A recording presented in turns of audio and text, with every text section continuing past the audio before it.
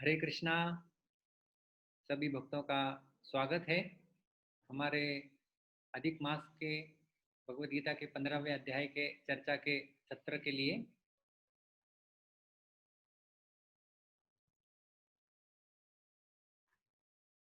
खुशी है कि अ, छोटे बच्चों से लेकर के बुजुर्ग लोगों तक कई सारे जो है वो पार्टिसिपेंट्स हमारे यहाँ पे है।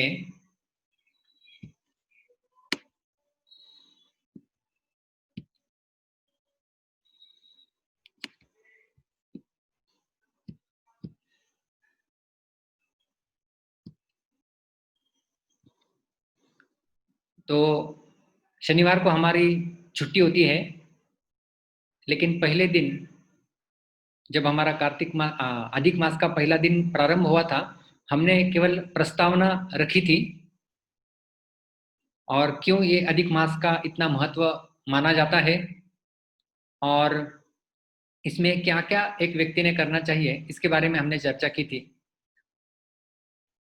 तो हमारा सत्र इस प्रकार से आगे बढ़ता है। आप सभी को पता है, पहले हम लोग प्रार्थना करेंगे, उसके पश्चात संपूर्ण 15वें अध्याय का हम लोग पठन करेंगे और उसके पश्चात एक एक श्लोक के ऊपर चर्चा करेंगे। तो आज हम पहले श्लोक के ऊपर चर्चा प्रारंभ करने जा रहे हैं। तो शुरू करते हैं सर्वप्रथम प्रार्थना से। प्रार्थना का अर्थ मैंने आपको पहले दिन बता दिया था, अभी पुनः पुनरावृत्ति करने की आवश्यकता नहीं है। प्रपन्न पारिजाताय तोत्र वेत्रैकपाणये ज्ञान मुद्राय कृष्णाय गीतामृतदुहे नमः। ओम अज्ञानतिमिरान्धस्य ज्ञानाञ्जनशलाकया चक्षुरुन्मीलितं येन तस्मै श्रीगुरवे नमः। नमः ओम विष्णुपादाय कृष्णप्रेष्ठाय भूतले श्रीमते भक्तिवेदांत स्वामिन् इति नामिने। नमस्ते सारस्वते देवे गौरवाणी प्रचारिणे निर्विशेष शून्यवादी पाश्चात्य देशतारिणे। जय श्री कृष्ण चैतन्य प्रभु नित्यानंद श्री अद्वैत गदाधर श्रीवास आदि गौर भक्त वृंद। हरे कृष्ण कृष्ण कृष्ण हरे हरे, हरे राम राम राम हरे हरे। तो जैसा हमने कहा था कि भगवत गीता हमारी माँ के समान है और जब छोटा बच्चा जो है वो अपनी माँ के गोद में बैठने के लिए कभी कतराता नहीं है, उसी प्रकार से भगवत गीता का अभी हम लोग पठन करने जा रहे हैं।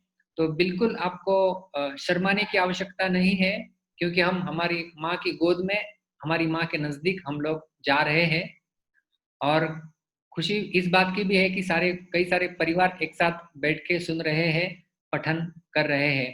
तो आपका उच्चारण यदि स्पष्ट नहीं भी है तो भी चल सकता है, क्योंकि आगे जाके हम लोग जब एक एक श्लोक की चर्चा करेंगे तब उच्चारण अपने आप लोगों का स्पष्ट होता जाएगा। तो हम सब लोग साथ में बोलेंगे, आप भी मेरे साथ में चलते रहिए। कुछ भक्तों ने विनती की थी कि थोड़ा स्लो चलना है, तो उनके विनती को हम लोग मान देते हैं। अथ पंचदशोऽध्यायः। श्रीभगवान् उवाच ऊर्ध्वमूलम् अधः शाखम् अश्वत्थं प्राहुरव्ययम् छन्दांसि यस्य पर्णानि यस्तं वेद स वेदवित्। अधश्चोर्ध्वं प्रसृतास्तस्य शाखा गुणप्रवृद्धा विषयप्रवालाः। अधश्च मूलान्यनुसन्ततानि कर्मानुबन्धीनि मनुष्यलोके। न रूपमस्येह तथोपलभ्यते नान्तो न चादिर्न च सम्प्रतिष्ठा। अश्वत्थमेनं सुविरूढमूलम् असङ्गशस्त्रेण दृढेन छित्त्वा ततः पदं तत्परिमार्गितव्यं यस्मिन् गता न निवर्तन्ति भूयः। तमेव चाद्यं पुरुषं प्रपद्ये यतः प्रवृत्तिः प्रसृता पुराणी। निर्माण मोहाजित संग दोषा अध्यात्म नित्या विनिवृत्त कामाः द्वन्द्वैर्विमुक्ता सुख दुःख संज्ञैर् गच्छन्त्यमूढा पदमव्ययम् तत् न तद्भासयते सूर्यो न शशांको न पावकः यद्गत्वा न निवर्तन्ते तद्धाम परमं मम ममैवांशो जीवलोके जीवभूतः सनातनः मनः षष्ठानीन्द्रियाणि प्रकृतिस्थानि कर्षति शरीरं यदवाप्नोति यच्चाप्युत्क्रामतीश्वरः गृहीत्वैतानि संयाति वायुर्गन्धानि वाशयात् श्रोत्रं चक्षुः स्पर्शनं च रसनं घ्राणमेव च अधिष्ठाय मनश्चायं विषयान् उपसेवते उत्क्रामन्तं स्थितं वापि भुञ्जानं वा गुणान्वितं विमूढानानुपश्यन्ति पश्यन्ति ज्ञानचक्षुषः यतन्तो योगिनश्चैनं पश्यन्त्यात्मन्यवस्थितं यतन्तोऽप्यकृतात्मानो नैनं पश्यन्त्यचेतसः यदादित्यगतं तेजो जगद्भासयतेऽखिलं यच्चन्द्रमसि यच्चाग्नौ तत्तेजो विद्धि मामकं गामाविश्य च भूतानि धारयाम्यहम् ओजसा पुष्णामि चौषधिः सर्वा सोमो भूत्वा रसात्मकः अहं वैश्वानरो भूत्वा प्राणिनां देहमाश्रितः प्राणापानसमायुक्तः पचाम्यन्नं चतुर्विधम् सर्वस्य चाहं हृदि सन्निविष्टो मत्तः स्मृतिर्ज्ञानमपोहनं च वेदैश्च सर्वैरहमेव वेद्यो वेदान्तकृद्वेदविदेव चाहम् द्वाविमौ पुरुषौ लोके क्षरश्चाक्षर एव च क्षरः सर्वाणि भूतानि कूटस्थोऽक्षर उच्यते उत्तमः पुरुषस्त्वन्यः परमात्मेत्युदाहृतः यो लोकत्रयम् आविश्य बिभर्त्यव्यय ईश्वरः यस्मात्क्षरम् अतीतोऽहम् अक्षरादपि चोत्तमः अतोऽस्मि लोके वेदे च प्रतितः पुरुषोत्तमः यो मामेवमसम्मूढो जानाति पुरुषोत्तमं स सर्वविद् भजति मां सर्वभावेन भारत इति गुह्यतमं शास्त्रम् इदम् उक्तं मया नघ एतद्बुद्ध्वा बुद्धिमान् स्यात् कृतकृत्यश्च भारत ओम तत्सदिति श्रीमद्भगवद्गीतासु उपनिषत्सु ब्रह्मविद्यायां योगशास्त्रे श्रीकृष्णार्जुन संवादे पुरुषोत्तमयोगो नाम पंचदशोऽध्यायः। श्रीकृष्णार्पणमस्तु। तो अध्याय का पाठ करके हम लोग भगवान श्री कृष्ण के प्रति उनके चरणों में इसे समर्पित करते हैं, इसलिए आखिर में श्री कृष्णार्पणमस्तु कहा जाता है। तो जैसा कि हमने पहले दिन भी कहा था, आपको केवल जो स्क्रीन पे नहीं है और जो आपको महत्वपूर्ण लगता है उसके आप नोट्स बना सकते हैं, लेकिन जो स्क्रीन पे आपको दिखाई दे रहा है वो सब कुछ हम लोग आपको अगले दिन ग्रुप में भेज देते हैं पीडीएफ के रूप में। तो पूरा अध्याय का हमने तो पठन कर लिया है। अभी हम लोग ये जो 15वां अध्याय है इसका शुरुआत करने से पहले, जिसे कहते हैं अंग्रेजी में बर्ड्स आई व्यू, अवलोकन कर लेते हैं कि इस अध्याय में जो 20 श्लोक है वो हमें क्या बताने वाले हैं।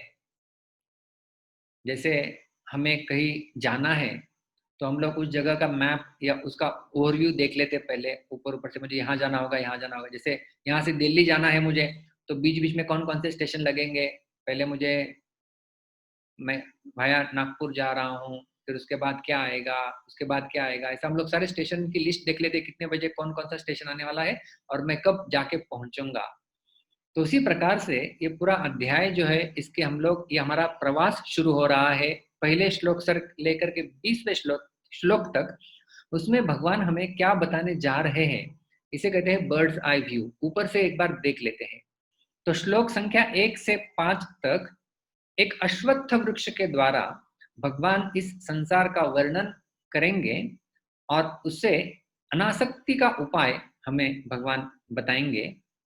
श्लोक संख्या 6 से 11 में भगवान श्री कृष्ण जीव का इस जगत में बंधन क्यों और कैसे होता है और उसका जो पुनर्जन्म का चक्र है वो कैसे होता है उसके बारे में चर्चा करेंगे। 12 से 15वें श्लोक में भगवान किस प्रकार से इस सृष्टि में जो जीव आया हुआ है उसके पालन के लिए कार्य करते हैं उसकी चर्चा की जाएगी। श्लोक 16 से 18 तक इसे त्रिश्लोकी गीता भी कहा जाता है कुछ आचार्यों द्वारा। 3 श्लोक में संपूर्ण गीता का सार यहाँ पे मिलता है। सारे वेदों का सार इन 3 श्लोकों में मिलेगा। भगवान पुरुषोत्तम के रूप में कैसे अपने आप को प्रस्थापित करेंगे वो हमें यहाँ पे देखने को मिलेगा। और श्लोक संख्या 19 और 20 आखिरी 2 श्लोक, इसमें पुरुषोत्तम को जानने का अर्थ है सब कुछ जान लेना, उसके बारे में भगवान बताएंगे। तो इस प्रकार से ये हमारा प्रवास रहेगा। जैसे हमने पहले दिन भी बताया था कि जो भी दर्शन शास्त्र होते हैं उनमें इन तीनों के बारे में चर्चा होनी चाहिए। एक है जीव, बद्ध जीव, 3 जे कहते हैं इसे। दूसरा है जगत और तीसरा है जगदीश। इन तीनों दोनों के नियंत्रक कौन है, तो इन तीनों का वर्णन भगवत गीता के इस 15वें अध्याय में आता है। इसलिए ये हमारे लिए बहुत ही महत्वपूर्ण अध्याय हम लोग कह सकते हैं। यदि जैसा हम लोग अभी अवलोकन कर ही रहे हैं, आपने देखा होगा जब हम लोग श्लोक का पठन करते हैं तो बीच में ही श्लोक की धुन बदली हो जाती है। तो ऐसा क्यों होता है, तो ये है छंदों का अवलोकन। तो इस पूरे अध्याय में जो 20 श्लोक है, व्याकरण के दृष्टिकोण से केवल आप देखें तो ये मायना रखता है। श्लोक संख्या 2, 3 और 4, न रूपमस्य तथोपलभ्यते नान्तो न चादिर्न च संप्रतिष्ठा, इस प्रकार से हमारी ट्यून बदली हो जाती है। ऊर्ध्वमूलमधः शाखम जो पहला श्लोक था और दूसरे श्लोक में तुरंत ट्यून बदली हो जाती है। तो 2, 3 और 4 ये जो श्लोक है ये उपजाति नाम के छंद से बने हुए हैं। श्लोक संख्या 5 और 15 ये इंद्रवज्रा नाम के छंद से बने हुए हैं। व्याकरण में या वेदों में छंद एक अलग से शाखा मानी गई है। हमारा ब्रह्म संहिता जो है वो वसंत तिलिका छंद में आता है, शार्दुल विक्रीडित, ऐसे अलग अलग अलग छंदों के प्रकार है। और जो बाकी सारे जो बचे हुए श्लोक है इस अध्याय के, वो सब अनुष्टुप छंद के बताए जाते हैं। अनुष्टुप छंद का अर्थ होता है उसके हर एक पद में 8 अक्षर होते हैं। और जो उपजाति और इंद्रवज्रा है उसमें हर एक पद में, पद आप जानते हैं, पद मतलब जो श्लोक आपको अभी सामने दिख रहा है इसमें 4 पद है। ऊर्ध्वमूलम वाला एक पद, अश्वत्थम वाला एक पद, छंदांसी वाला एक पद और यस्तम वेद वाला एक पद। तो ऐसे 4 पद है। तो हर एक पद में 8 अक्षर आएंगे, ऐसा होता है अनुष्टुप छंद। उसी प्रकार से उपजाति और इंद्रवज्रा इन 2 छंदों में 11 अक्षर आते हैं, 11 वर्ण आते हैं। तो हम प्रारंभ करेंगे हमारा आज का पहला श्लोक। आप मेरे पीछे दोहरा सकते हैं। श्री भगवान उवाच ऊर्ध्वमूलम अधः शाखम अश्वत्थम प्राहुरव्ययम् छंदांसि यस्य पर्णानि यस्तम वेद स वेदवित्। तो अभी हम लोग देखेंगे ऊपर काली अक्षरों में वही श्लोक लिखा हुआ है और नीचे लाल अक्षरों में उसका पदवी भाग और संधि दिया गया है। जैसा हमने पहले दिन पहले अध्याय का दूसरा श्लोक था ना, जो संजय ने कहा था, दृष्ट्वा तु पांडवानीकं व्यूढ़ं दुर्योधनस्तदा आचार्यम उपसंगम्य राजा वचनम अब्रवीत। ये उदाहरण के लिए हमने चर्चा किया था। तो पद विभाग और संधि क्या है इस श्लोक में? जब हम सारे शब्द, कई कई कई जगह ऐसा होता है कि पूरी पंक्ति की पंक्ति एक शब्द दिखाई देता है, तो जब तक हम उसे संधि नहीं कर लेते, संधि विभाग नहीं कर लेते, तब तक उन्हें पढ़ना थोड़ा मुश्किल हो जाता है, उच्चारण करना मुश्किल हो जाता है। तो इस श्लोक में कुछ पद दिए गए हैं, तो मैं एक एक पद का उच्चारण करूंगा, एक एक शब्द का उच्चारण करूंगा, और आप मेरे पीछे उसे दोहराइए। जैसा मैंने कहा, आप बिल्कुल शर्माइए मत, कौन क्या कहेगा, जैसे आपको आता है। मेरी आवाज आपको अच्छे से सुनाई दे रही है ऐसी आशा है, और आप मेरे पीछे दोहरा सकते हैं। तो हम लोग पद विभाग पढ़ रहे हैं, जो लाल स्याही में यहाँ पे लिखा गया है। ऊर्ध्व मूलम, आपको बोलना है ऊर्ध्व मूलम। उसके पश्चात है अधः शाखम। क्या है? अधः शाखम। उसके बाद है अश्वत्थम। अश्वत्थम। प्राहुहु। तो प्राहुहु विसर्ग है उसके आगे। और अव्ययम, अगला पद है अव्ययम। तो प्राहुहु और अव्ययम दोनों जब विसर्ग संधि, ये नियम है, उसके पश्चात जब दोनों एकत्रित आ जाते हैं तो वो बोलते हैं हम उसे प्राहुरव्ययम। लेकिन जब अलग अलग बोले जाएंगे, प्राहुहु अव्ययम। छंदांसी, आपको बोलना है छंदांसी। यस्य, यस्य। पर्णानि, पर्णानि। अभी यस्तम शब्द जो है वो संधि है यह, आपको बोलना है यह। तम, तम। वेद, वेद। सह, सह। वेदवित्, वेदवित्। तो इस प्रकार से हमने सारे पदों का अभी इसमें कौन कौन से शब्द है वो देख लिया, और इन शब्दों की संधि कैसे हुई है, कैसे जुड़ते हैं। सह वेदवित्, जब दोनों एकत्रित आ जाएंगे तो वो विसर्ग चला जाता है, विसर्ग लोपः, इस नियम के अनुसार। और स वेदवित्, ऐसा वो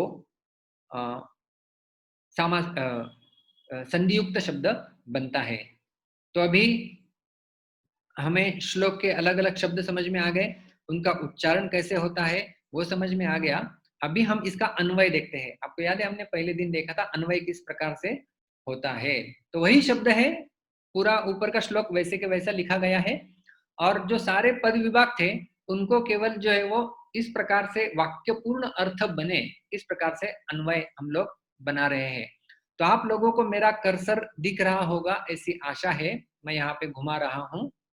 तो सबसे पहले हम इस शब्द के ऊपर गौर करने जा रहे हैं। सह वेदवित्। अहम कृष्णधनदासः सह विनायकः। मैं कृष्णधन दास हूं और वह विनायक है। मैं मतलब अहम, और वह मतलब सह। तो सह वेदवित्, उस व्यक्ति को, वेदवित्, वेद का अर्थ होता है जानना, ज्ञानवान होना। सह वेदवित् मतलब वह व्यक्ति सब कुछ जानकारी रखता है, वो वेदों का वेत्ता है। कौन, ऐसा प्रश्न आएगा। तो यह तम वेद, जो उसको जानता है, यह तम वेद सह वेदवित्, ऐसा यहाँ पे अर्थ है। तो जो श्लोक की आखिरी पंक्ति है, मैं कर्सर घुमा रहा हूं, आप स्क्रीन पे देख सकते हैं, यस्तम वेद स वेदवित्, ये यहाँ पर संधि युक्त करके अन्वय में प्रस्तुत की गई है। यह तम वेद सह वेदवित्, वह सह वेदवित्, उस व्यक्ति को, वेदवित् सब कुछ जानने वाला कहा जाना चाहिए। किस व्यक्ति को? यह तम वेद, जो उसको जानता है। अभी उसको मतलब किसको जानता है? उसको मतलब अश्वत्थम। अभी अश्वत्थ जो है वो एक वृक्ष का नाम है, जिसे हम लोग, आपने सब लोग ने सुना होगा, अश्वत्थ वृक्ष मतलब पीपल का वृक्ष। तो प्राहुहु, प्राहुहु का अर्थ है ऐसा कहा जाता है, ऐसा कहा जाता है। क्या कहा जाता है? एक ऐसा वृक्ष है, अश्वत्थम, अश्वत्थ वृक्ष है। अभी उसके विशेषण बताए गए हैं। अभी वैसे देखा जाए तो पांचों के पांच उसके विशेषण आएंगे उस अश्वत्थ वृक्ष के।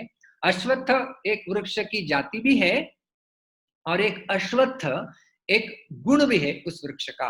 कैसे? वो हम लोग हमारी आगे के चर्चा में देखने वाले हैं। तो इस अश्वत्थ, यह तम वेद सह वेदविद, वह जो इसको जानता है वह सब कुछ जानता है। किसको जानता है? अश्वत्थ को जानता है। अब ये अश्वत्थम, कम अश्वत्थम, किस प्रकार का अश्वत्थम? ऊर्ध्व मूलम, ऊर्ध्व मूलम, इसका अर्थ है ऊर्ध्व। ऊर्ध्व आप सब लोग जानते हैं संस्कृत में, ऊर्ध्व मतलब ऊपर। आप भी ऐसा बोल सकते हैं और इस प्रकार से निशानी सिखा सकते हैं। जैसे जिस प्रकार से आप समझो किसी बच्चे को सिखा रहे हैं, ऊर्ध्वम मतलब ऊपर, अधः मतलब नीचे, अधः मतलब नीचे, ऊर्ध्वम मतलब ऊपर, ऊर्ध्वम अपवर्ड्स, अधः डाउनवर्ड्स अंग्रेजी में। मराठी में बोलेंगे ऊर्ध्व वर, अधः खाली। तो ऊर्ध्व मूलम, मूलम, मूल आप समझते हैं, जैसे पेड़ का जड़ होता है उसे मूल कहते हैं संस्कृत में। हम बोलते हैं ना इस का मूल कारण क्या है, मतलब गोइंग इनटू द रूट्स, जड़ों में जाना। तो मूलम का अर्थ होता है जड़ें। तो ऊर्ध्व मूलम मतलब जड़ ऊपर है, इसकी, इसका जड़ जो है वो ऊपर है। और अधः शाखम, शाखा हम लोग जानते हैं, जो पेड़ की टहनियां होती है उन्हें शाखा कहते हैं। तो अधः शाखम, ऊर्ध्व मूलम अधः शाखम, उसकी जड़ें ऊपर है और शाखाएं नीचे है। आप कहेंगे वाह भाई, ये तो कैसा अचरज वाला वृक्ष हो गया। हम लोग साधारणतः जो वृक्ष इस संसार में देखते हैं कैसे होते हैं वो वृक्ष? अधः मूलम ऊर्ध्व शाखम, जो इस संसार के वृक्ष होते हैं उनके मूल, जड़ें जमीन के अंदर होते हैं जो दिखाई भी नहीं देते, और शाखाएं जो है वो ऊपर होती है जो दिखाई देती है। तो लेकिन ये इस वृक्ष के एक अलग वृक्ष के बारे में भगवान यहाँ पे बता रहे हैं, जिसका लक्षण है ऊर्ध्व मूलम अधः शाखम, जिसका जड़ें ऊपर है और शाखाएं नीचे है। और क्या विशेषण है इसका? बताया गया है अव्ययम, व्यय। व्यय का अर्थ होता है, जैसा हम लोग बोलते हैं ना कि ज्यादा व्यय मत करो जल को, मतलब खर्चा मत करो। तो व्यय अर्थ होता है क्षीण हो जाना, जीर्ण हो जाना, कम हो जाना, यह है अव्ययम। तो यह है व्ययम।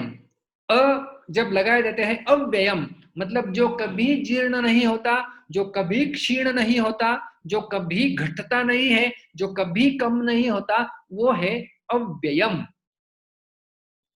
तो ऐसा ये वृक्ष है। इस भौतिक संसार के वृक्ष हम लोग देखते हैं, उनका जीवन होता है, कभी ना कभी तो कोई काट देता है, कोई मर जाते हैं, तो ये व्ययम है। लेकिन ये वृक्ष जो भगवान बता रहे हैं वो अव्ययम है। और अगला विशेषण, अगला उसका गुण बताया गया है, छंदांसी यस्य पर्णानि, पर्णानि, पर्ण मतलब एक पत्ता, पर्णानि मतलब बहुवचन, बहुत सारे पत्ते वृक्ष के, पर्णम पर्णानि, पत्रम पत्राणि। तो बहुत सारे पत्ते हैं इस वृक्ष के, यस्य जिस वृक्ष के, कौन पत्ते हैं? छंदांसी। तो छंद वेदों को कहा गया है। तो वेद जिसके पत्ते हैं। तो अभी हम लोग संपूर्ण ये जो श्लोक है उसको अभी हम देखेंगे। आप सबको आशा है, मैं कर्सर घुमा रहा हूं तो दिख रहा होगा।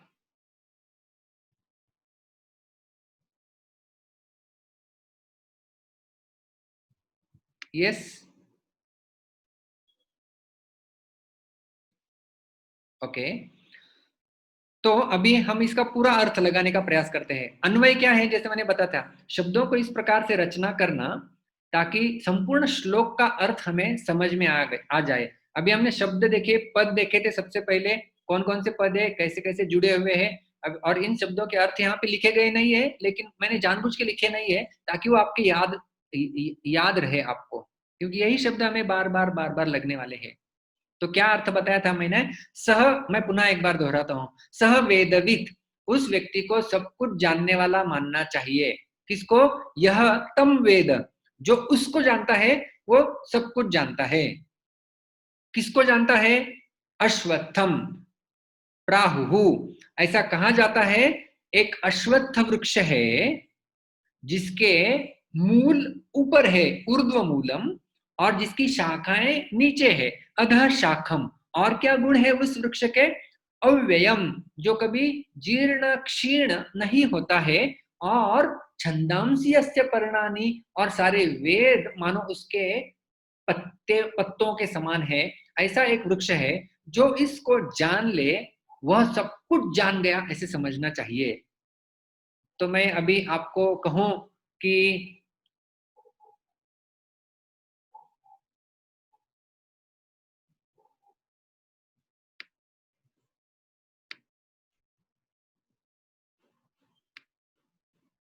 आपको यदि मैं कहूं कि आपको तो अभी ये श्लोक के पद विभाग और ये सब समझ में आ गया है, तो आप अभी सब वेदवित हो गए, आपको सब कुछ पता चल गया अभी, क्योंकि आपने इस वृक्ष के बारे में जान लिया। तो आप तो कहेंगे अरे ये वृक्ष के बारे में हमने सुना, लेकिन ऐसा कभी देखने को तो नहीं मिलता है।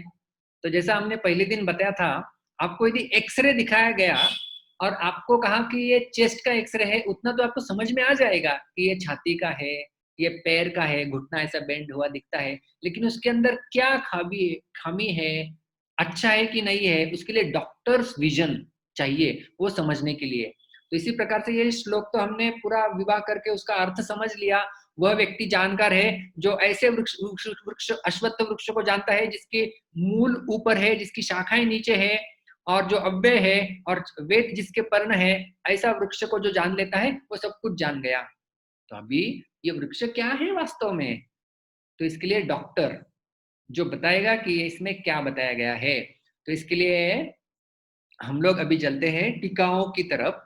जो आचार्य हमें समझाते हैं जो एक डॉक्टर के समान, तो इसको किस प्रकार से समझना चाहिए। तो सबसे पहले हम लोग देखते हैं इसके एक अर्थ होता है ऊर्ध्वमूलम अधः शाखम। हम लोग कहाँ पे देखते हैं? इस संसार में तो हमने कभी नहीं देखा है। न रूपमस्य यथोपलभ्यते, भगवान आगे बताएंगे। तो ऊर्ध्वमूलम यहाँ पे और अधः शाखम, इन दो शब्दों के अर्थ से हमें यह पता चलता है कि ऐसा वृक्ष इस भौतिक संसार में यदि हमें देखना है तो कहाँ देखने को मिलेगा? तो ये प्रतिबिंबित जब होता है जल के अंदर। कल्पना कीजिए, कल्पना भी करने की आवश्यकता नहीं, आपके सामने तस्वीर रखी गई है, उसमें देखिए सूर्यास्त हो रहा है, एक वृक्ष है जिसकी जड़ें तो नीचे है और वृक्ष ऊपर है। लेकिन जब वो प्रतिबिंबित होता है किसी जल सरोवर में, जलाशय में, तो प्रतिबिंब यदि हम उसके ऊपर यदि गौर करेंगे, प्रतिबिंब के ऊपर, तो वो प्रतिबिंब ऐसा वृक्ष प्रतीत होगा जिसकी जड़ें ऊपर है और जिसकी शाखाएं नीचे है। दिख रही है आपको? जड़ें ऊपर है और जड़ें ऊपर है और जिसकी शाखाएं नीचे है। ये प्रतिबिंबित यहाँ पे हो रहा है। तो इसका अर्थ क्या हुआ? इसका अर्थ हमें समझ में आता है। तो इन दोनों, एक वृक्ष जो सही ओरिजिनल है वो यहाँ पे रखा गया है लेफ्ट साइड में, और राइट साइड में जो बताया गया है उल्टा वृक्ष, प्रतिबिंबित वृक्ष, वो रखा गया है। तो अभी यहाँ पर देख सकते हैं ये जो ओरिजिनल वृक्ष है जिसकी जड़ें नीचे और शाखाएं ऊपर है वो है आध्यात्मिक संसार, और क्योंकि ये प्रतिबिंबित होता है ये है भौतिक संसार। तो आध्यात्मिक संसार का प्रतिबिंबित रूप एक भौतिक संसार मानना चाहिए। आध्यात्मिक संसार है त्रिपाद विभूति, भौतिक संसार है एक पाद विभूति। एक पाद विभूति मतलब यदि आपको पूरी एक गोल चपाती दी जाए तो उसमें से 1/4, मराठीमध्ये चतकुर काढून घेतली, तो एक पात विभूति मतलब चतकुर, 1/4 उतना ही है। और स्पिरिचुअल वो है 3/4, पाउन चपाती। तीसरा मुद्दा यहाँ पे है, आध्यात्मिक संसार चेतन तत्व है, भौतिक संसार जड़ तत्व से बना हुआ है। तो आध्यात्मिक चेतन तत्व से बना हुआ है, भौतिक संसार जड़ तत्व से बना हुआ है। आध्यात्मिक संसार में भावना क्या होती है? भगवत केंद्री। हर कोई व्यक्ति भगवान की सेवा करना चाहता है, वो है आध्यात्मिक संसार, वो जो प्रेम से परिप्लुत होता है। और इस भौतिक संसार स्व केंद्री, मैं और मेरा, इसके बारे में जो व्यक्ति हमेशा चिंतन करता है वो है स्व केंद्री या काम। प्रेम के बिल्कुल विरोधी होता है काम। प्रेम मतलब दूसरों के लिए कुछ करना, त्याग की भावना उसमें होती है, दूसरों की सेवा करना। और काम का अर्थ होता है स्वयं की इंद्रियों की संतुष्टि चाहना, वो है काम। तो इस प्रकार से ये एक अर्थ निकलता है ऊर्ध्वमूलम और अधः शाखम, इन दोनों शब्दों का।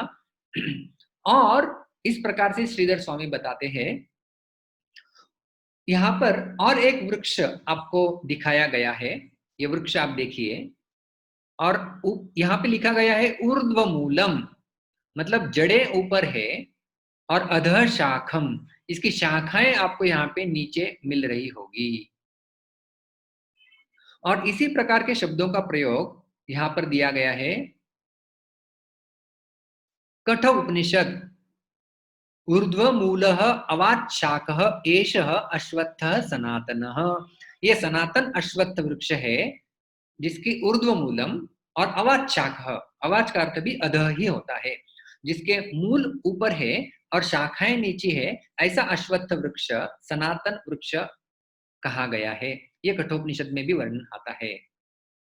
तो जिस प्रकार से इसका कहने का तात्पर्य है कि जो भी वृक्ष होता है उसका आधार क्या होता है? उसका आधार होता है उसकी जड़ें, उसका मूल। मराठीमध्ये म्हणतात त्याची मुळं, झाडाची जेवढी पक्की तेवढं झाड पक्क. तो the more the roots are strong the tree will be strong. तो भगवान या परमात्मा तत्व वो इस सारे वृक्ष को, इस सारी सृष्टि को पकड़ के रखे हुए हैं। इसलिए यहाँ पे इस वृक्ष में आप देख रहे हैं कि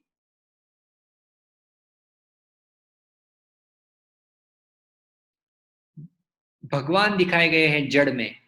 तो जड़ इस वृक्ष की भगवान है। और यहाँ पे एक बड़ा तना दिखाई दे रहा है आपको, वो है इस वृक्ष का, वो है ब्रह्मलोक, मतलब ब्रह्मा जी। और इसके नीचे जितना आप जाएंगे ये सारी शाखाएं आपको दिखेंगी, तो वो क्या हो जाती है, अगली स्लाइड में आपको दिखा रहा हूं। वो सब कुछ हो जाता है भूरलोक, भूअरलोक और स्वरलोक। ये तीनों लोक, आपने सुना होगा ये शब्द तीनों लोक। और गायत्री भी ओम भूर भुव स्वः, वो जो शब्द आते हैं, तो भूर भुव स्वः, तो ये तीन लोकों का वर्णन है, भूरलोक, भूअरलोक और स्वरलोक। तो ये तीनों लोकों के बीच में इस वृक्ष की शाखाएं फैली हुई है। सबसे ऊपर का तना है बहुत बड़ा, वो है ब्रह्मा जी। और इस वृक्ष की जड़ों में जब हम जाते हैं तो हम भगवान तक पहुंच जाएंगे। तो वो है जड़ भगवान, मूल। तो अभी हम देखेंगे कि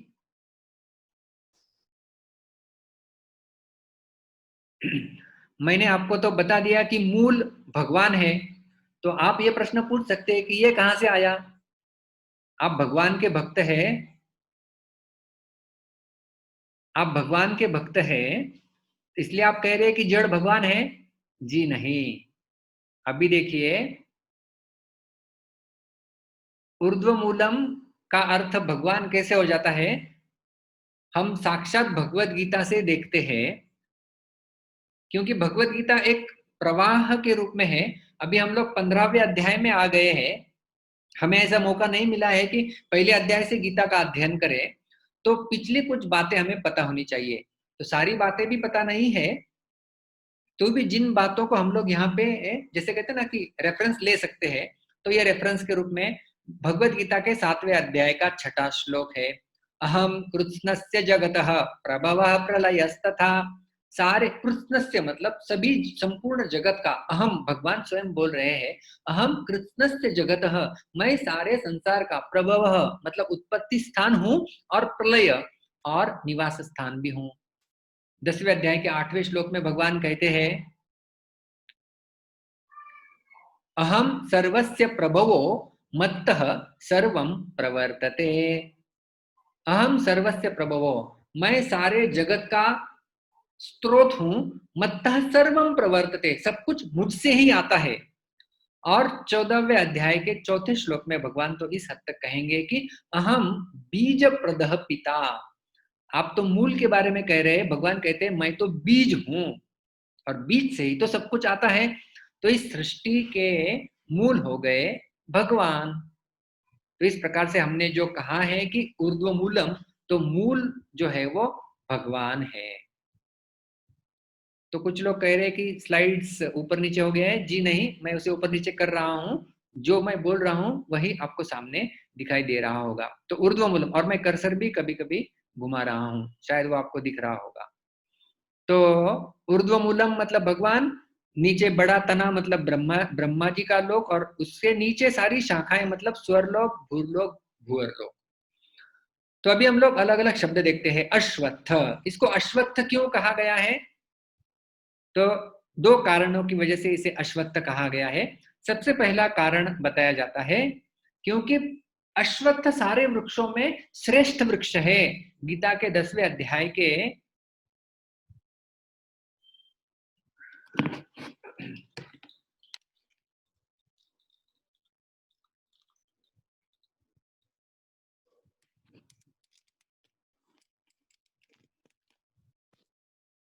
आवाज मेरी आ रही है अभी ठीक? कुछ लोग कह रहे थे कि क्लियर नहीं है, अभी क्लियर है? अश्वत्थ सर्व वृक्षाणाम, ये गीता के 10वें अध्याय के 26वें श्लोक में भगवान ने कहा था, सारे वृक्षों में अश्वत्थ वृक्ष मैं हूं। 10वां अध्याय जिसका शीर्षक है विभूति योग। विभूति योग मतलब भगवान इस संसार में क्या क्या विभूति के रूप में हमारे सामने प्रस्तुत होते हैं, वो यहाँ पे बताते हैं भगवान 10वें अध्याय में। तो अश्वत्थ सर्व वृक्षाणाम, सारे वृक्षों में अश्वत्थ वृक्ष मैं हूं। अश्वत्थ सर्व वृक्षाणाम, और स्थावराणाम हिमालय, सारे स्थिर वस्तुओं में हिमालय में हूं। इस प्रकार से कई सारी विभूतियों का वर्णन वहां पे भगवान ने किया हुआ है। यह है पहला कारण। दूसरा कारण बताया गया है, श्रीधर स्वामी बताते हैं, अश्वत्थम श्वः प्रभातः पर्यंतम अपि न स्थास्यति अतः अश्वत्थम। अश्वत्थम, तो संस्कृत में आपको थोड़ा सा बता देता हूं। आज रविवार है, कल सोमवार है, और कल मतलब काल मराठीमध्ये, आज रविवार आहे, उद्या सोमवार आहे, काल शनिवार होता, अद्य रविवासरः। संस्कृत संस्कृत मध्ये अद्य रविवासरः, आज रविवार है। टुमारो इज मंडे, श्वः सोमवासरः, उद्या टुमारो, श्वः काल शनिवार होता, यह शनिवासरः, यस्टरडे वॉज सैटरडे। तो संस्कृत में कल को कहते हैं यह, और टुमारो को कहते हैं श्वः। तो कल हो गया श्वः। तो श्वथम मतलब जो कल तक टिकेगा उसे कहते हैं स्वस्थ या श्वत्थम। तो अश्वत्थम मतलब श्वः प्रभातः मतलब कल की सुबह, पर्यंतम अपि न स्थास्यति, जो कल की सुबह भी नहीं देखेगा उसे कहते हैं अश्वत्थ। तो जो कल की सुबह भी नहीं देख पाएगा उसे कहते हैं अश्वत्थ। तो अश्वत्थ क्यों कहा गया है इस वृक्ष को? क्योंकि ये भौतिक संसार का प्रतीक है। इसे कहते हैं क्षणभंगुर है, ये क्षणभंगुर है, यह संसार परिवर्तनशील है, इसलिए इसे अश्वत्थ कहा गया है। परिवर्तन हम लोग देखते हैं, हमारा भी शरीर का परिवर्तन हुआ है। 10 साल पहले हमारा शरीर कुछ अलग था, आज अलग है, 10 साल के बाद और कुछ हो जाएगा। यह है परिवर्तन। तो परिवर्तन इस संसार का नियम है। क्षणभंगुर है, वस्तुएं ज्यादा काल तक टिकती नहीं है। आप लोगों के पास अभी जो मोबाइल है वह आपके पास 10 साल पूर्व नहीं था, है कि नहीं? तो ज्यादा काल के लिए टिकती नहीं है इस संसार में वस्तुएं। जैसे हम लोग दुकान में कुछ चीज खरीदी खरीदी करने के लिए जाते हैं और कपड़े के बारे में ले रहे हैं, कपड़ा के पूछते इसकी गारंटी है क्या? तो वो दुकानदार बोलता है, भाई साहब इस संसार में मनुष्य की गारंटी नहीं है, आप क्या कपड़े की गारंटी मांग रहे हैं? तो इस प्रकार से सब कुछ क्षण भंगुर है, सब कुछ विनाश हो जाता है, इसलिए इसे अश्वत्थ कहते हैं। तो दो कारणों की वजह से अश्वत्थ कहा गया है। सबसे पहला है कि क्योंकि कृष्ण सभी वृक्षों में अश्वत्थ वृक्ष है इस संसार में, इसलिए अश्वत्थ। और दूसरा कारण है यह कल तक भी नहीं टिकेगा, इसलिए अश्वत्थ। तो अभी हम लोग अगला शब्द देखते हैं, अव्ययम। तो व्यय मतलब, अभी आप कहेंगे अश्वत्थ तो बता दिया, अभी व्यय का अर्थ होता है क्षीण हो जाना, दुर्बल हो जाना, कमजोर हो जाना, कम हो जाना, घटोती कटौती हो जाना, यह है व्यय। तो अव्यय, अव्यय का अर्थ क्या है? किसी के डाउट है तो आप चैट बॉक्स में लिख के रख सकते हैं, या फिर हम लोग संत के सत्र के अंत में हैंड रेस करके डाउट पूछने के लिए अनुमति देंगे। तो अव्यय, अभी हम लोग शब्द देखने वाले हैं अव्ययम। तो व्यय नहीं होता, तो अश्वत्थम बताया गया कि ये तो कल तक भी नहीं टिकेगा, इसकी शाश्वती नहीं है।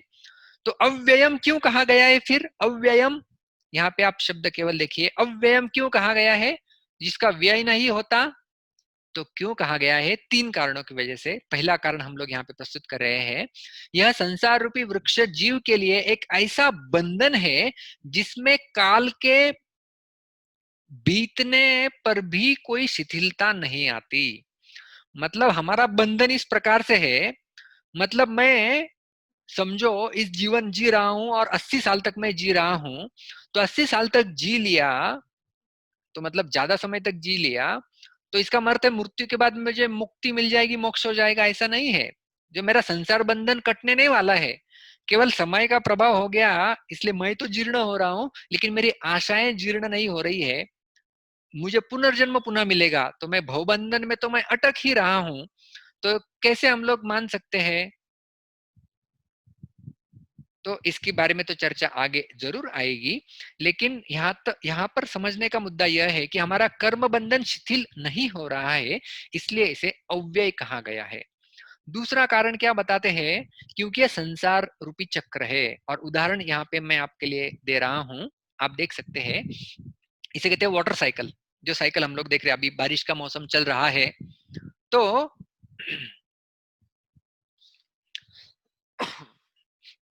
तो यहाँ पे हम लोग देखते हैं कि बादलों से वर्षा होती है, जल फिर पर्वतों पे गिरता है, पर्वतों से वो नदियों और झरनों से आगे आगे चलते चलते समंदर में जाता है, सूर्य के प्रकाश से उसका बाष्पीभवन हो जाते, बादल बनते हैं, बादल फिर वापस हवा के साथ आके पर्वतों से टकरा के वर्षा होती है और वही जल पुनः नीचे आता है। तो ये चक्र चलता रहता है बारिश का, और उसी प्रकार से ये संसार का चक्र चलता है। पुनरपि मरणम पुनरपि जननी जठरे शयनम, जन्म होता है, मृत्यु होता है।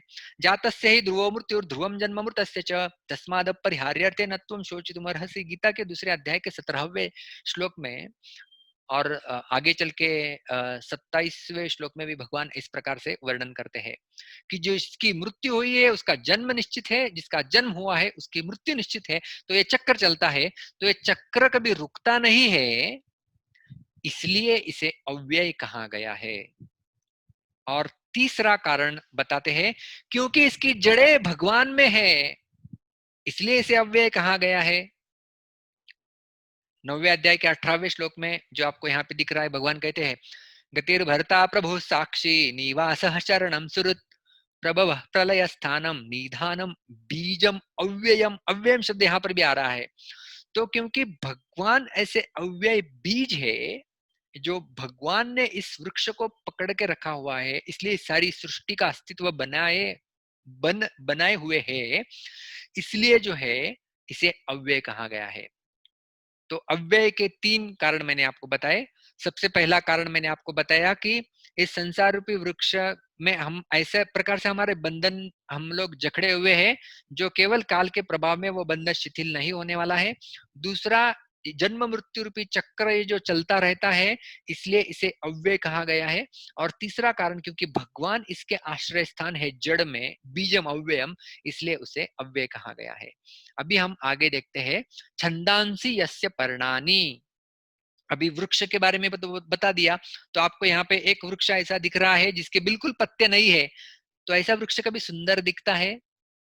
जी नहीं, ये तो बिल्कुल सुंदर नहीं दिखता। तो वृक्ष की शोभा कैसे बढ़ती है? उसे पत्ते होने चाहिए, फूल होने चाहिए। Then the tree looks attractive, आकर्षक लगता है जब पत्तों, फल और फूलों से वो भरा हुआ है। तो इस संसार में क्या है, लोग ऐसा क्या करते हैं जिससे ये आकर्षक बन जाता है? तो बताया जाता है, छंदांसी यस्य पर्णानि, छंद मतलब वेद यहाँ पर प्रयुक्त किया गया है। तो वेदों के सकाम कर्मों के अनुष्ठान जो है, उन्हें पत्ते कहे गए हैं। वेदों के सकाम कर्म मतलब कुछ अप, आशा अपेक्षाओं को सामने रख के किए गए कर्म, या फल के हेतु से किए गए कर्म। आप इतना करो तो आपको इतना पुण्य मिलेगा, आप स्वर्ग में जाएंगे। तो लेकिन स्वर्ग भी हमने देखा, ये शाखाओं का ही भाग है, वो जड़ तक तो नहीं जा रहा है। तो यदि हमें भगवान के पास जाना है, तो हमें एक ऐसी वस्तु चाहिए जो इन सारे भू भू स्व से भी हमें परे लेके जाए, जड़ जो दिखाई नहीं दे रहे, वहां तक हमें जाना है। तो ये जो वेद के भी जो अनुष्ठान बताए जाते हैं, वो हमें ज्यादा से ज्यादा स्वर्ग तक लेके जाएंगे। और वो दिखने में तो बहुत आकर्षक होते हैं। आप ये करो, आपको पुत्र प्राप्ति होगी, ये यज्ञ करो, आपको ये मिल जाएगा, ये करो, ये आपके जेब में रखो, आपको सोना मिल जाएगा। तो दिखने में बहुत आकर्षक होते हैं, और ये आकर्षण ही हमारे बंधन का कारण है, ये हमें पता नहीं होता है। और ठीक है, कल्पना करो आपको मिल भी गया, आपने ऐसा कुछ यज्ञ किया जिससे आप स्वर्ग तक पहुंच गए, लेकिन गीता में ही 9वें अध्याय के 21वें श्लोक में भगवान कहते हैं, क्षीणे पुण्य मर्त्यलोकम विशंति। आपका पुण्य यदि क्षीण हो जाता है, तो आप पुनः इस भौतिक संसार में आ जाएंगे। आपको मैंने दे दिया 1 लाख रुपए, आप ले लीजिए और अमेरिका की शेयर करके आ जाइए। तो वहां पर आप चले जाएंगे।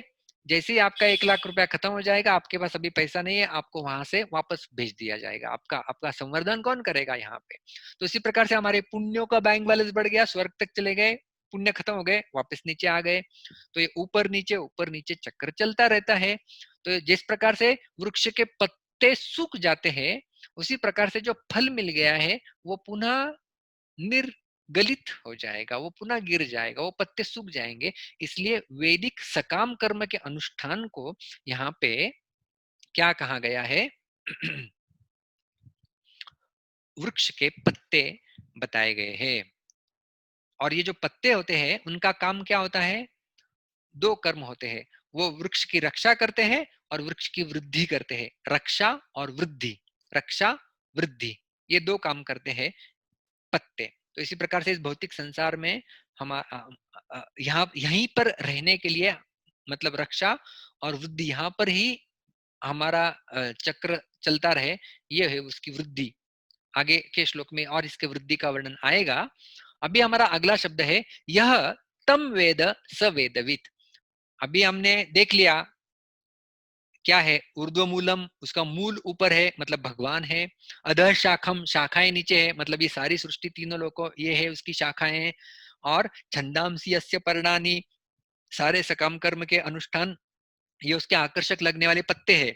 यह तम वेद स वेदवित, और जो इसे जानता है वो सब कुछ जानता है। अभी आपको सब कुछ पता चल गया, तो क्या करना है? मतलब सब कुछ पता चल गया, मतलब इसका अर्थ है, वैदिक सकाम कर्म अनुष्ठान रूपी इन पत्तों में न फंसकर संसार वृक्ष के उस मूल परमेश्वर का आश्रय लेना चाहिए।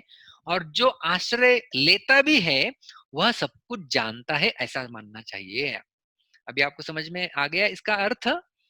जो वैदिक सकाम कर्मों के अनुष्ठान रूप जो है, आप ये करो तो आपको ये फल मिलेगा, ये करो तो यहाँ जो भी है सब कुछ चले को चलो भाई, स्वर्ग तक भी चलेगा, लेकिन स्वर्ग से भी पुनः क्षीणे पुण्य मर्त्य तेतम भुक्त्वा स्वर्ग लोकम विशालम क्षीणे पुण्य मर्त्य लोकम विशंति, पुनः नीचे आना है वहां का भोग करके। तो क्या बताया गया है कि उस सकाम अनुष्ठान रूपी पत्तों में न फंसकर जो वृक्ष का मूल परमेश्वर बताया गया है वहां तक हमें पहुंचना है। और वो जो व्यक्ति ध्येय रखता है वह सब कुछ जानता है, सह वेदवित, ऐसा जो है वो कहा गया है। और एक अर्थ यह तम वेदवित का बताया गया है कि वेदों का जो वास्तविक तत्व है वह संसार या स्वर्ग नहीं है, अपितु परमेश्वर है। इसी अध्याय के 15वें अध्याय के 15वें श्लोक में भगवान कहने जाने वाले हैं, वो हम लोग आगे देखेंगे। क्या कहने जाने वाले हैं? वेदैश्च सर्वैर अहमेव वेद्यो वेदांत कृत्वेद विदेव चाहम। भगवान स्वयं को भी वेदविद कहने जाने वाले हैं और सारे वेदों द्वारा मैं ही जानने योग्य हूँ, ऐसा कहते हैं। तो यदि सारे वेदों द्वारा परमेश्वर भगवान ही जानने योग्य है, तो हम लोग उन्हें ही जान रहे हैं मूल के रूप में और उनका आश्रय ग्रहण कर रहे हैं, तो हम लोग भी सब कुछ जान गए।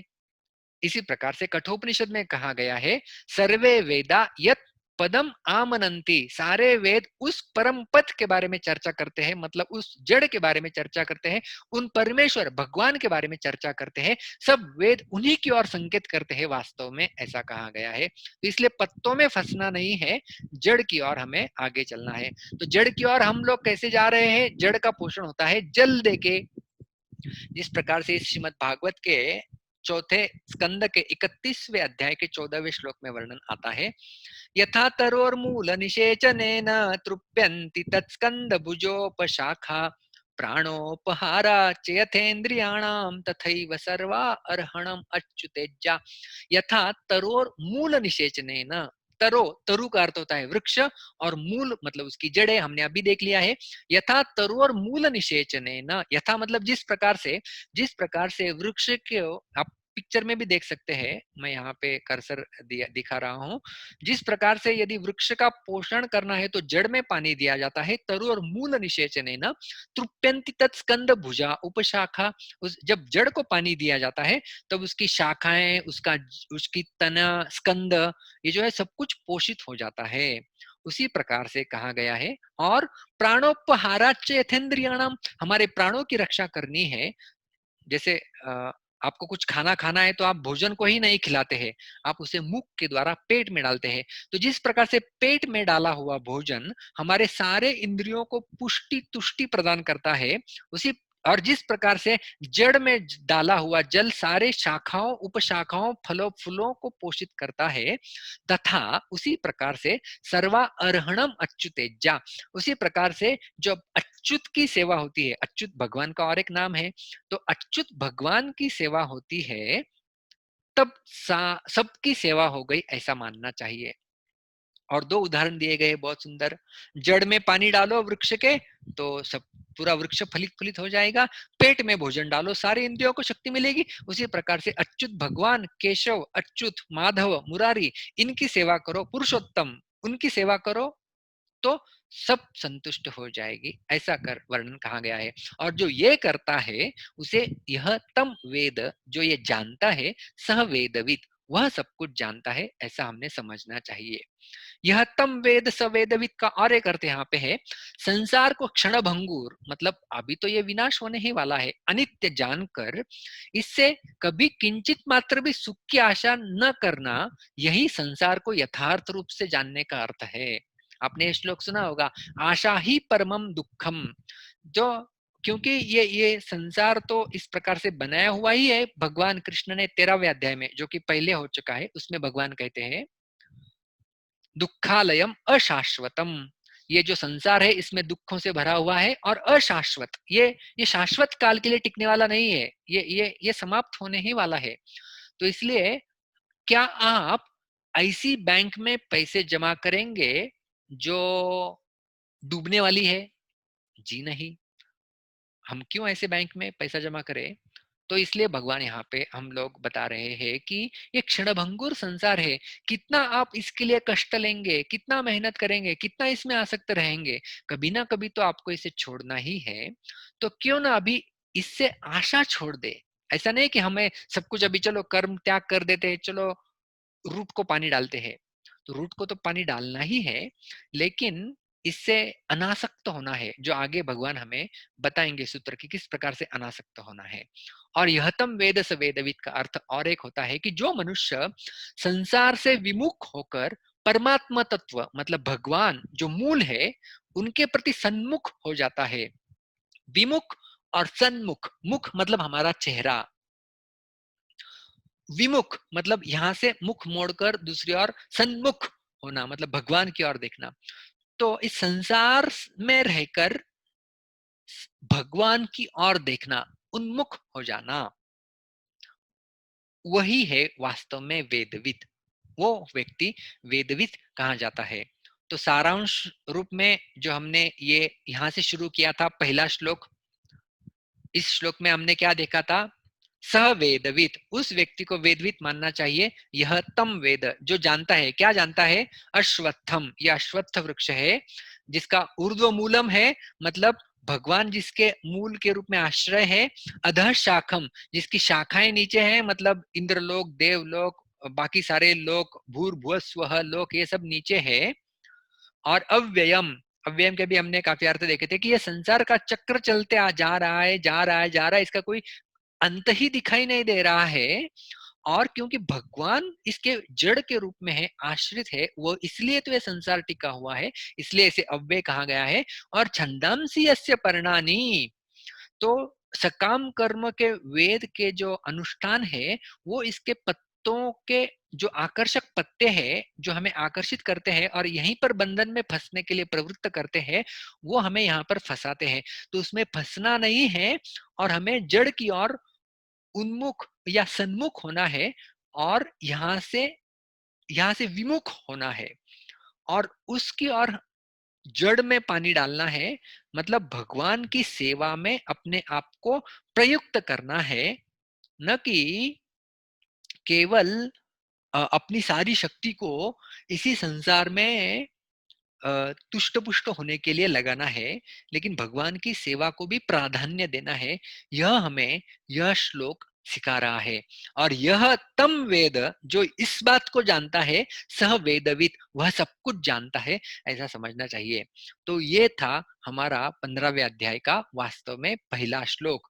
ऊर्ध्वमूलम अधः शाखम अश्वत्थम प्राहुरव्ययम छंदांसि यस्य पर्णानि यस्तम वेद स वेदवित्।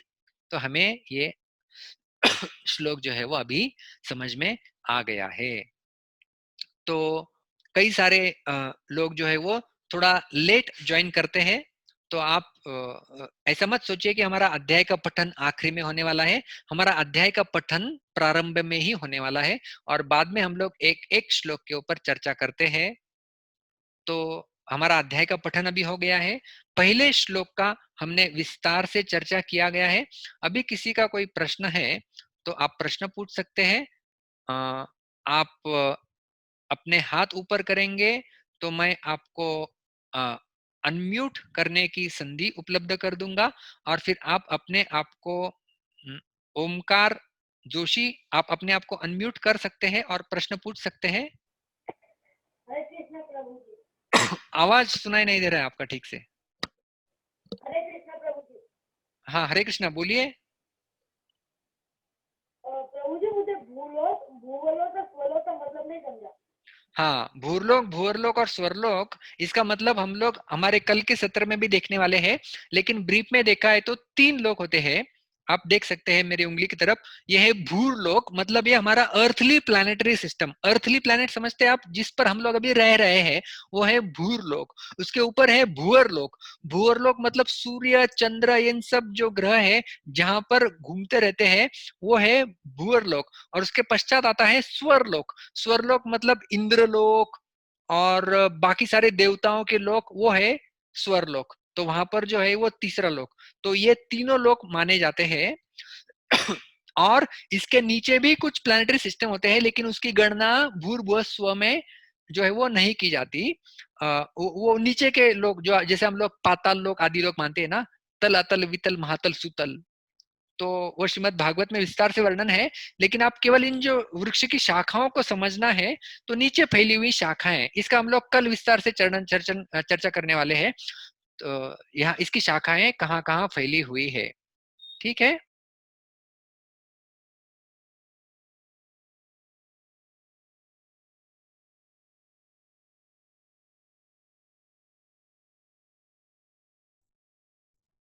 हरे कृष्ण प्रभु जी। हरे कृष्ण प्रभु जी। हरे कृष्ण प्रभु जी।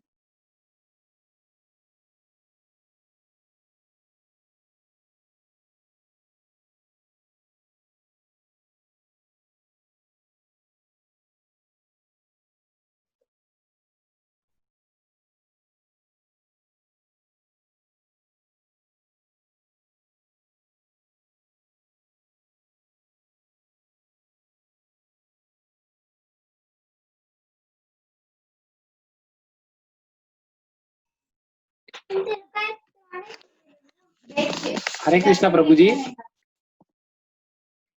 अश्वत्थम का अर्थ ठीक से नहीं समझ में आया। अश्वत्थम का अर्थ आपको पहला अर्थ नहीं समझ में। पहला अर्थ अश्वत्थम का मैं आपको वही स्लाइड वापस दिखाता हूँ। अश्वत्थ का अर्थ भगवान ने बताया है कि भगवान कौन से भी वृक्ष का प्रयोग कर सकते हैं, कि ये आम का वृक्ष है, कोई भी वृक्ष बोलते थे तो भी चलता था, जिसकी शाखा जड़ ऊपर है और शाखाएं नीचे है, ऐसा कहा जा सकता था, ठीक है।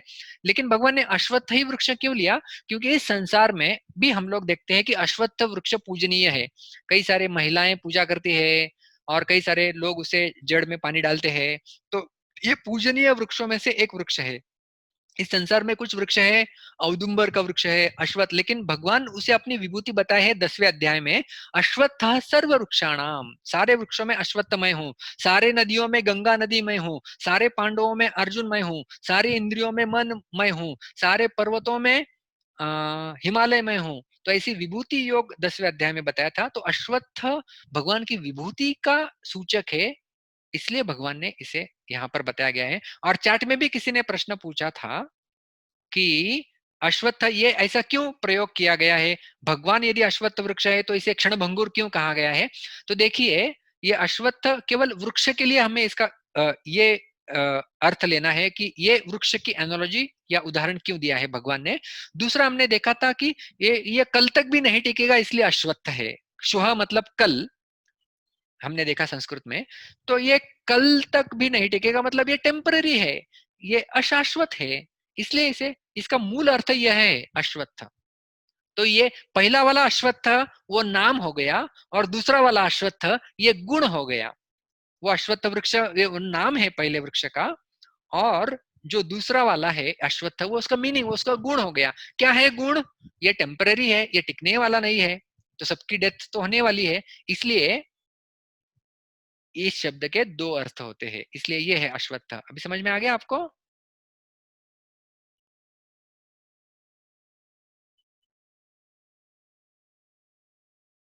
ओके।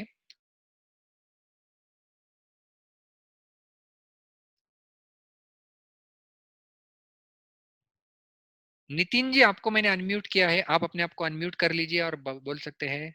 नितिन जी।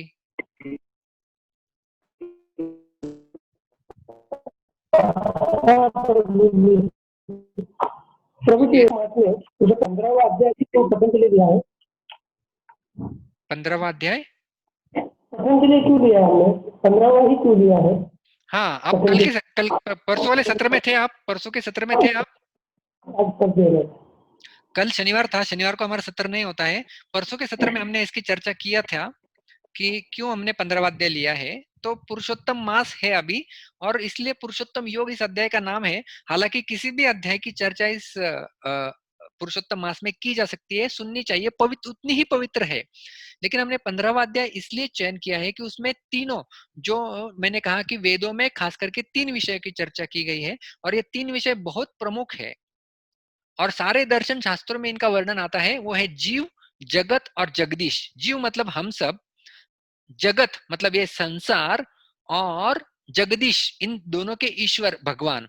तो तीनों की चर्चा विस्तार से इस अध्याय में की गई है, इसलिए हम लोगों ने इसका चयन किया हुआ है। बाकी इसका दूसरा और कुछ कारण नहीं है। तेजस तेजस जोशी, आपको अनम्यूट किया है हमने। प्रभु प्रणाम। प्रणाम। हाँ, मैं ऐसा पूछना चाहता हूँ कि अभी जो हमने श्लोक अश्वत्थ का जो पढ़ा, अश्वत्थ का अर्थ लिया आपने, 2 अर्थ बताए महाराज, तो उसका अपने शरीर के ऊपर भी कुछ अमल होता है क्या? हाँ, देखो ये जो अश्वत्थ यहाँ पे जो बताया, तो वो हमारा शरीर भी अश्वत्थ है एक दृष्टिकोण से देखा जाए तो। मतलब इस जी। जो अभी स्लाइड दिख रहा है आपको, कारण 2 हमने दिखाया था कि हाँ, अश्वत्थ हाँ, हाँ। जो जो कल तक नहीं टिकने वाला है, तो हमारा भी शरीर नहीं टिकने वाला है।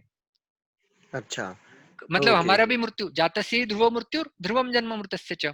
तो जन्म लिया है उसका मृत्यु निश्चित है, जिसने मृत्यु ली, जिसकी मृत्यु हुई है उसका जन्म निश्चित है। तो ये जन्म मृत्यु का चक्र है, तो इसलिए हमारा शरीर भी टेम्पररी है, शाश्वत नहीं है। इसलिए शरीर भी अश्वत्थ कहा जा सकता है गुण के हिसाब से। तो ये अच्छा, संसार को भी अश्वत्थ कहा गया है गुण के हिसाब से, क्योंकि ये अ, इसका भी प्रलय होता है, इसकी भी सृष्टि होती है, इसका भी जन्म मृत्यु का चक्कर चलता है। जी। और उसमें हमने प्रभु का जो ऊपर चित्र दिखा है, तो उसका वृक्ष का कलयुग में भी मतलब उसी रूप में भगवान जी है ना? हाँ, जड़ है ना। जड़ मतलब हाँ, क्या, जिनसे सब कुछ आता है। आपको याद है हमने अच्छा। देखा था जड़ के रूप में, हमने ये 3 श्लोक देखे थे। अभी मैं दिखा रहा हूँ पुनः वह स्लाइड ऊर्ध्व मूलम में।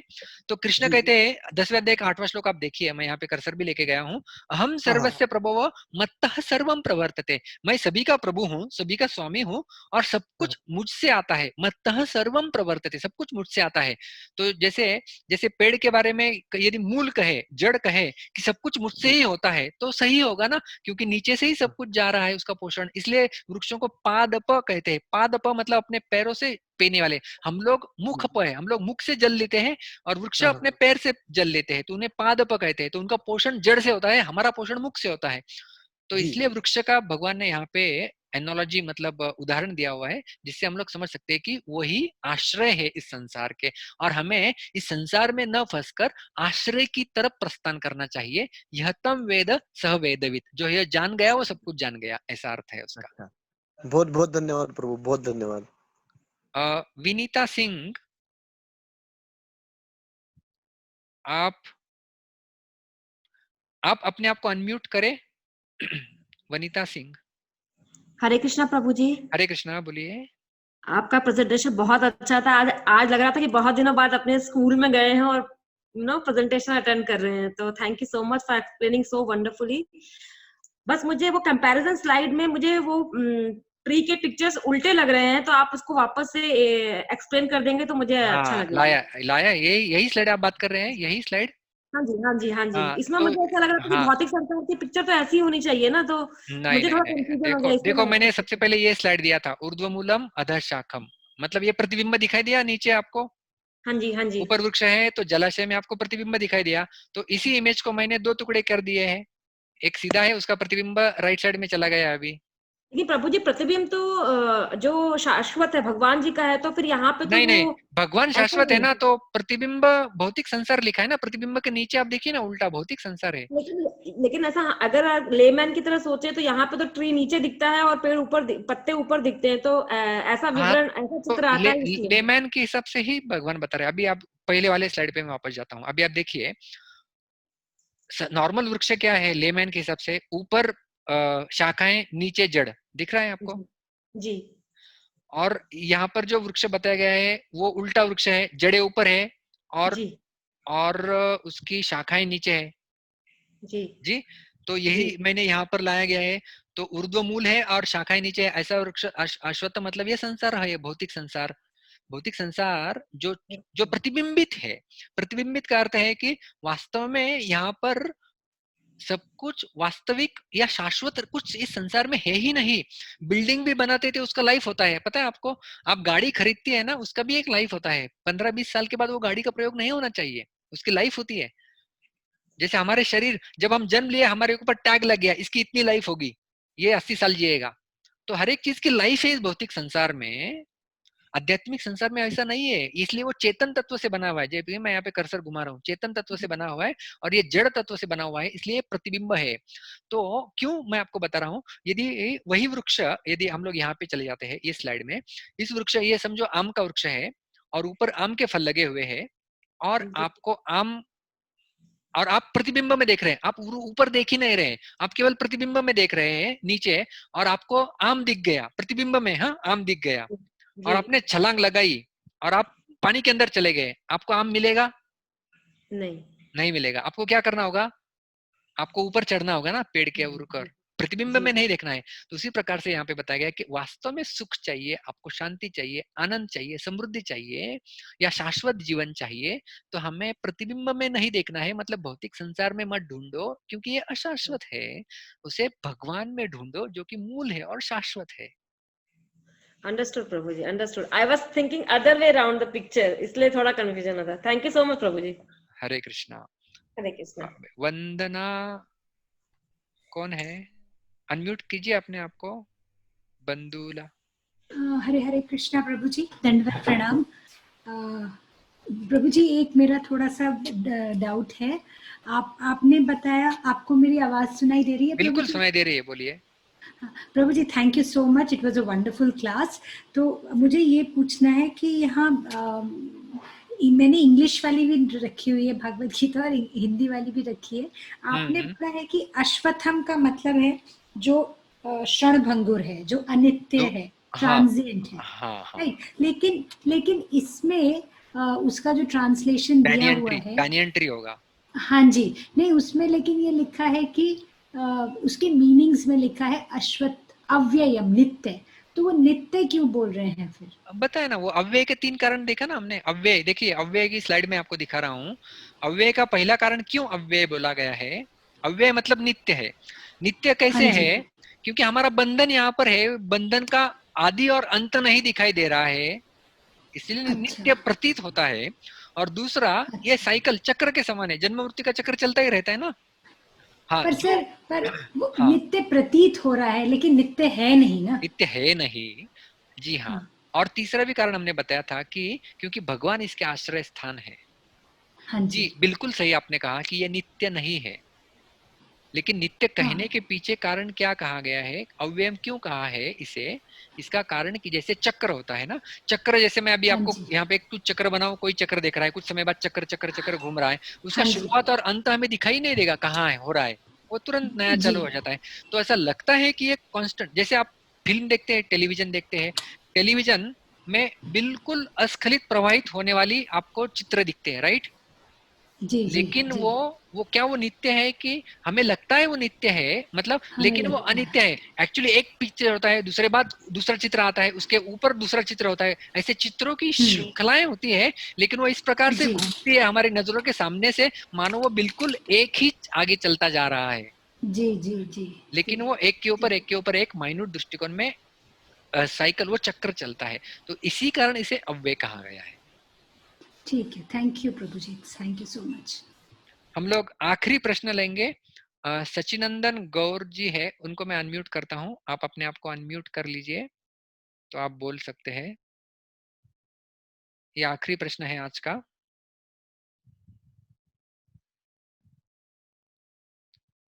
सचिनंदन गौर जी, आप सुन रहे हैं? आप अपने आप को अनम्यूट कर लेंगे तो आप बोल सकते हैं। मैंने आपको अनम्यूट किया है मेरी ओर से।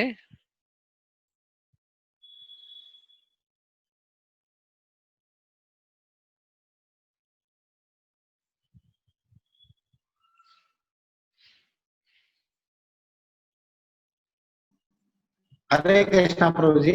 हाँ, हरे कृष्णा, बोलिए प्रभु। हाँ, मैं जलगांव से बोल रहा, सचिनंदन गौरदास। बोलिए प्रभु।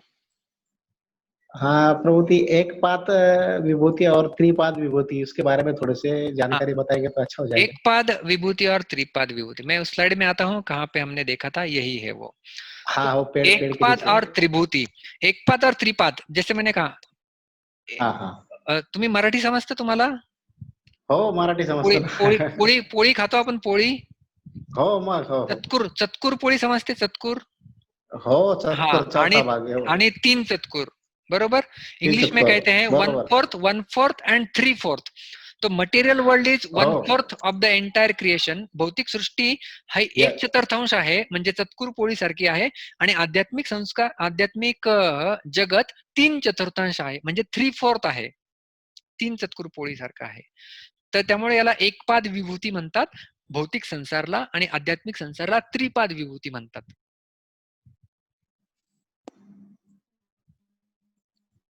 ठीक आहे.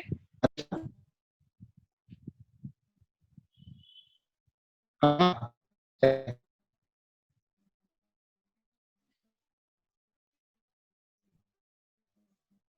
हरे कृष्णा.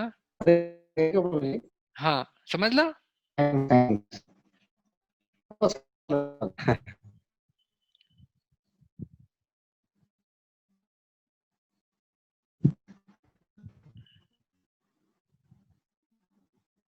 प्रेरणा कौन है? इनको मैंने अनम्यूट किया है, आप अपने आप को म्यूट कर लीजिए. हरे कृष्ण प्रभु जी.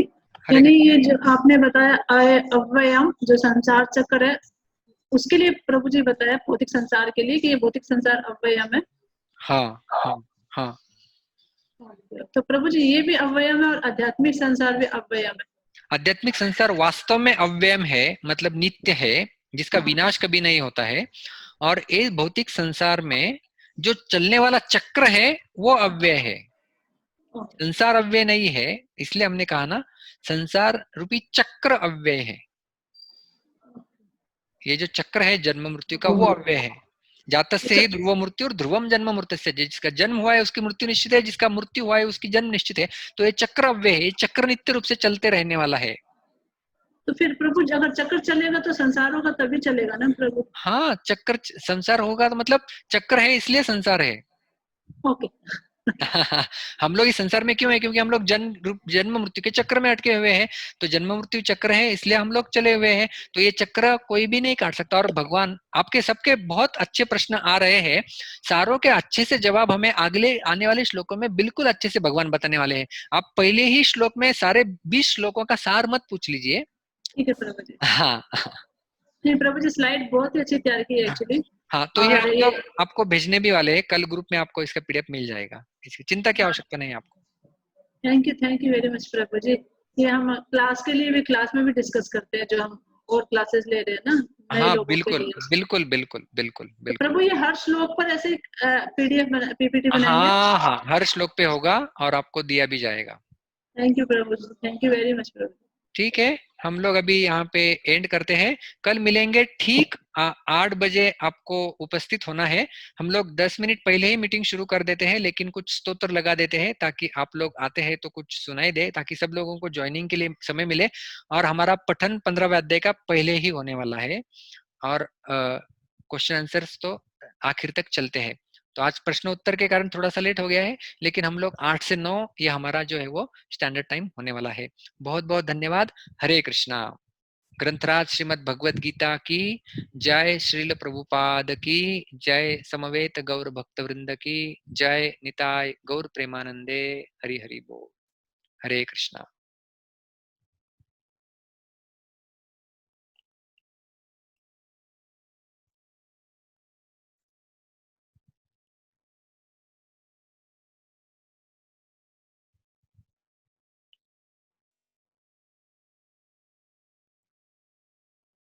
हरे कृष्णा.